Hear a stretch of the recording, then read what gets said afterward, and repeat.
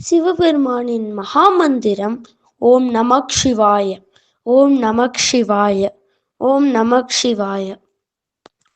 சிவபெருமானின் வடிவங்களில் ஒன்றான நடராஜமூர்த்திக்கு வருடத்தில் 6 முறை மட்டுமே அபிஷேக ஆராதனைகள் நடைபெறும்.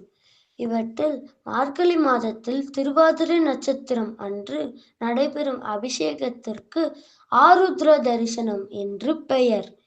இந்த தரிசனம் உருவாவதற்கு புராணங்களில் கதை ஒன்று சொல்லப்படுகிறது. அது என்ன தெரியுமா?